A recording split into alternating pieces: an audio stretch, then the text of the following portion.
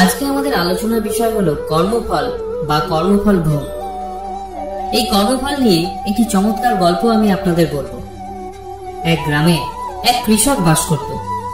তার এই সংসারে কেউ ছিল না, না ছিল বাবা মা, না ছিল স্ত্রী, না ছিল সন্তান। কিন্তু তার অগাধ বিষয় সম্পত্তি ছিল, জমি জায়গা, বাঁধ, পুকুর, অনেক কিছু ছিল। সেখান থেকে সেই কৃষকের অনেক আয় হতো এবং সেই টাকা সে ব্যাংকে রেখে দিত। সেই গ্রামে এক ব্যবসায়ীও ছিল। সে ব্যবসা নিপুণভাবে জানলেও তার কাছে ব্যবসা বৃদ্ধির জন্য প্রয়োজনীয় অর্থ ছিল না। সেই ব্যবসায়ী একদিন কৃষককে এসে বলল, ভাই, তোমার অগাধ সম্পত্তি থাকলেও সেখান থেকে তোমার কোনো উপার্জন হয় না। তুমি বরং সেগুলো বিক্রি করে আমাকে দিয়ে দাও এবং আমি সেই টাকা ব্যবসায় লাগাবো। সেখান থেকে তোমার প্রচুর আয় হবে। ব্যবসায়ীর কথা শুনে সেই কৃষক তার সম্পত্তির প্রায় সমস্ত অংশ বিক্রি করে সেই ব্যবসায়ীকে দিয়ে দেয়। কৃষক তার শখের একটি ফুলবাগান রেখে বাকি সমস্ত সম্পত্তি সেই ব্যবসায়ীকে দিয়ে দেয়। সেই ফুলবাগানে তার একটি শখের গরু থাকত। এদিকে সেই ব্যবসায়ী কৃষকের কাছ থেকে সেই টাকা পেয়ে সেটা ব্যবসার কাজে লাগিয়ে দেয় এবং যেহেতু সে ব্যবসার কাজ খুব ভালোই জানতো, তাই দিনের পর দিন তার ব্যবসার খুব উন্নতিও হতে থাকে। ব্যবসা যত উন্নতি করতে শুরু করে, ব্যবসায়ীর মনেও ততই পাপ ঢুকতে থাকে। সে মনে মনে ঠিক করে ফেলে যে লভ্যাংশের অর্ধেক অংশ সে কৃষককে কোনো মতেই দেবে না। কিছুদিনের মধ্যেই সেই কৃষকের কাছে অনেকটাই পরিষ্কার হয়ে যায় যে সেই ব্যবসায়ী তার সাথে বেইমানি করছে এবং এই নিয়ে ব্যবসায়ীর সাথে সেই কৃষকের একদিন তুমুল ঝগড়াও হয়ে যায়। এরপর কৃষকটি বাড়ি ফেরে এবং বাড়ি ফিরে গিয়ে দেখে তার সেই পোষা গরুটি শখের ফুলবাগানটিকে তছনছ করে দিয়েছে।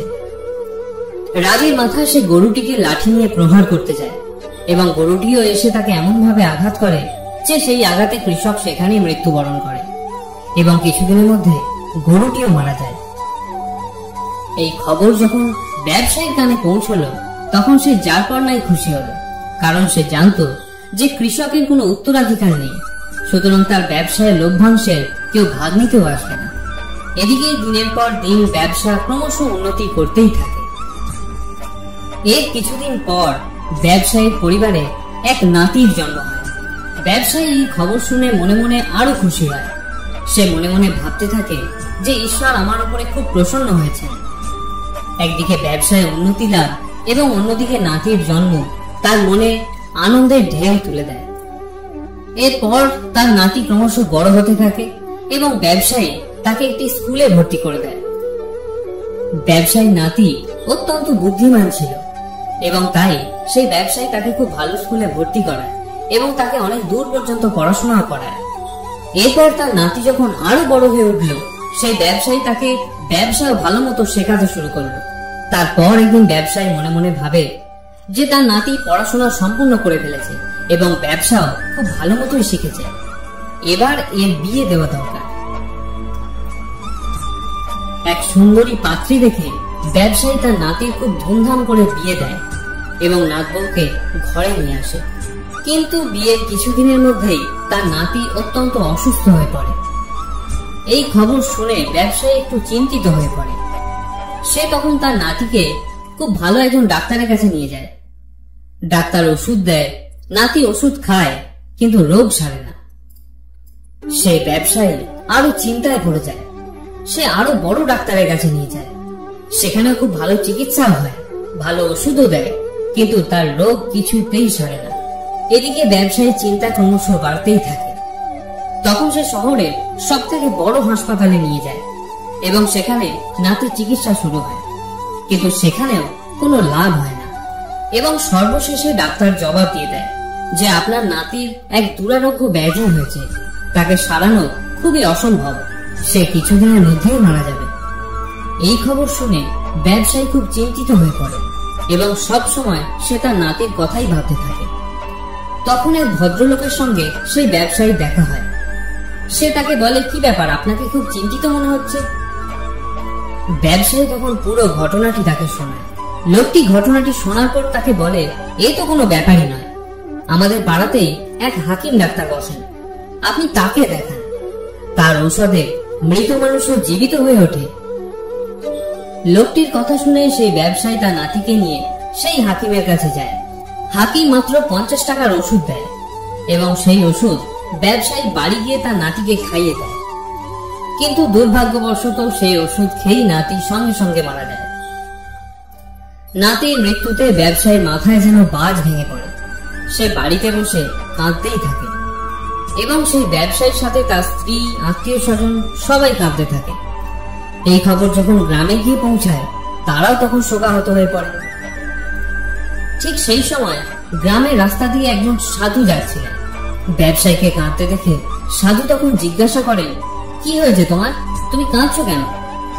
ব্যবসায়ী তখন কাঁদতে কাঁদতে সেই সাধুকে বলে, মহারাজ, আমার একমাত্র নাতি বংশের প্রদীপ মারা গেছে। এখন আমি কি করি আপনিই বলুন। সাধু তখন বললেন, নাতি মারা গেছে তো কি হয়েছে, তাতে কান্নার কি আছে? ব্যবসায়ী অবাক হয়ে বললেন, মহারাজ, আমার একমাত্র নাতি, বুড়ো বয়সের ভরসা, যাকে লিখিয়ে পড়িয়ে এত খরচ করে মানুষ করলাম, সে যদি যুবক অবস্থায় মারা যায়, তাহলে এর চেয়ে বড় দুঃখের বিষয় আর কি হতে পারে? সাধু তখন হাসতে হাসতে সেই ব্যবসায়ীকে বললেন যে, তাহলে সেদিন তুমি কেন খুশি হয়েছিলে? ব্যবসায়ী তো অবাক হয়ে যায় এবং সে সাধুকে জিজ্ঞাসা করে, মহারাজ, কোন দিন? সাধু তখন বললেন, আমি সেদিনের কথা বলছি যেদিনকে কৃষক মারা গেছিল এবং যার অর্থই তোমার এই ব্যবসার বাড়বাড়ন্তের মূল কারণ। ব্যবসায়ী তখন অবাক হয়ে বলে, হ্যাঁ মহারাজ, আমি সেদিন খুবই খুশি হয়েছিলাম। সাধু তখন বলেন, তুমি তো সেদিনও খুব খুশি হয়েছিলে যেদিন তোমার বাড়িতে নাতির জন্ম হয়।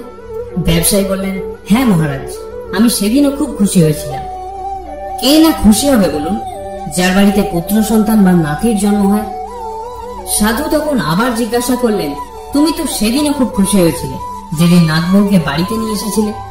ব্যবসায়ী তখন কাঁদতে কাঁদতে বলে, হ্যাঁ মহারাজ, আমি সেদিনও খুব খুশি হয়েছিলাম। সুন্দরী নাতবউ যখন বাড়িতে আসে, তখন তো খুশি হওয়ারই কথা।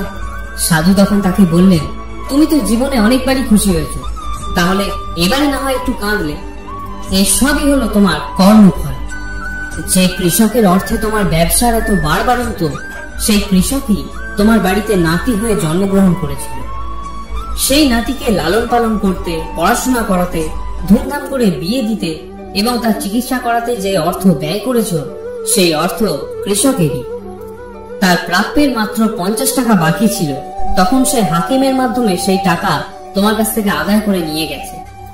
ব্যবসায়ী তখন কাঁদতে কাঁদতে সাধুর পায়ে লুটিয়ে পড়ে এবং বলে, মহারাজ, সবই তো বুঝলাম, কিন্তু এই যুবতী নাতবউয়ের কি অপরাধ?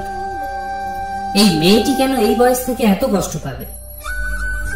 সাধু তখন মুচকি হেসে সেই ব্যবসায়ীকে বলে, ওই কৃষকের একটি গরু ছিল যাকে সে খুব ভালোবাসত এবং বিশ্বাস করত। সেই গরুটি কিন্তু কৃষকের সাথে বেইমানি করেছিল এবং সেই গরুটির আঘাতেই কৃষকের প্রাণ যায়। এই যুবতী মেয়েটি হলো সেই গরুটি, যে জন্ম পরিবর্তন করে তোমার বাড়িতে বৌমা রূপে এসেছিল। যেহেতু যুবক অবস্থায় সেই কৃষককে ধোঁকা দিয়েছিল, বেইমানি করেছিল, তাই এই যুবতী অবস্থায় তাকে এই কষ্ট পেতে হলো। সেই ব্যবসায়ী তখন কাঁদতে কাঁদতে সাধুর চরণে লুটিয়ে পড়ে এবং তার কাছে ক্ষমা ভিক্ষা চায়। সাধু তখন তাকে বলে যে, আমি তোমাকে ক্ষমা করার কেউ নই, এ সবই হলো তোমার কর্মফল। এই জগতে, এই সংসারে সবাইকে কর্মফল ভোগ করতেই হবে।